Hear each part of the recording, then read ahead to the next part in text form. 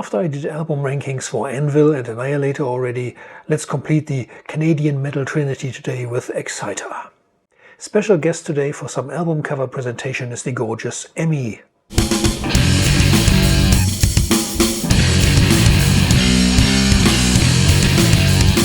The last album of the 80s was kind of tired. The attempt to make Rob Malnati the new singer failed and the band split for the first time.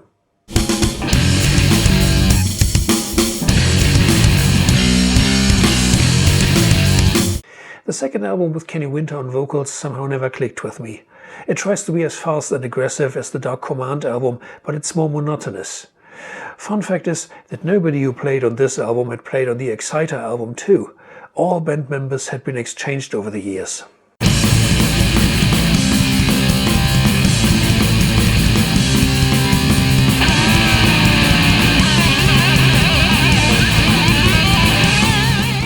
After the three classic Exciter albums, which were extremely brutal for the first half of the 80s, the Canadians continued with a softer album, which wasn't popular with the fans. Brian McPhee had replaced John Ritchie on lead guitar, and Ritchie's heavy riffs had definitely been the factor which made Exciter unique at the time.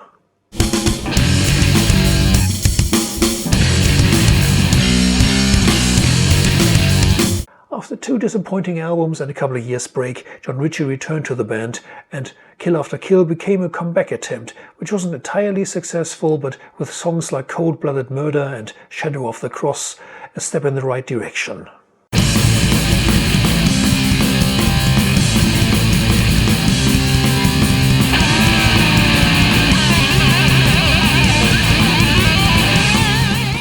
A kind of best-of album, with Jacques Bélanger singing a lot of Exciter classics, not only from the first three albums, but also more recent material.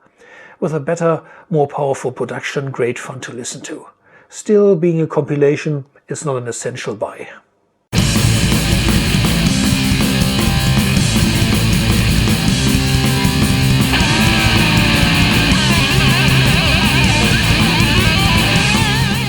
The first album with Kenny Winter on vocals worked well.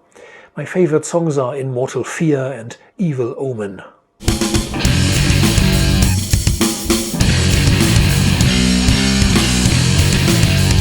Blood of Tyrants was the second album with Jacques Bélanger. Even if it couldn't exceed its predecessor, I was happy with it.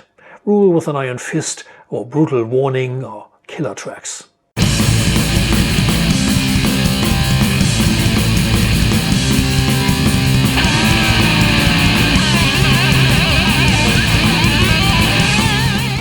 If you listen to the first three albums in a row, you realize the debut was a bit underproduced. It was first released on tape like a demo before it was distributed as an album on vinyl too. Alan Johnson said in an interview for Metal Forces magazine 1984, "The first album opened everything up for us, but Violence and Force is so much better produced, better writing and everything." Just compare the old versions of Rising of the Dead or Black Witch to the newly recorded versions on New Testament. Whole different level. Heavy Metal Maniac is a cult classic, but the whole performance was not at its peak yet, which is perfectly normal for a debut album.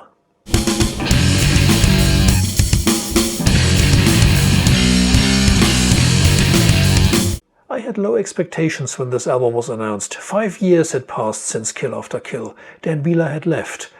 Were they still up to it? Could it be any good? But then it blew me away completely. Songs like Burn at the Stake and Ritual Death represent probably the heaviest Exciter ever, while Aggressor and Suicide Overdose compete for the fastest songs they ever played.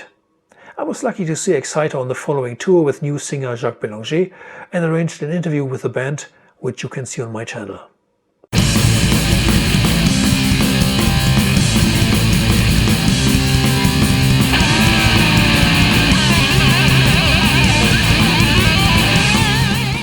The continuation from Heavy Metal Maniac turned up everything one notch from 10 to 11.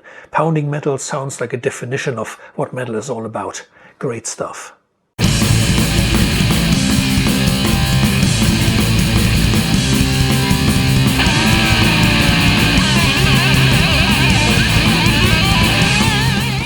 Back in the 80s, this was the first Exciter album I ever bought, so I may have a soft spot for it.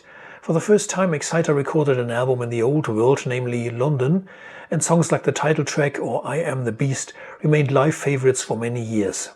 Wake Up Screaming sees Dan Bieler screaming, indeed arguably his best vocal performance, and then there are Victims of Sacrifice, Sudden Impact and Born to Die, an album full of classics and my number one. 37 years later it's still being played and hopefully by you too. See you.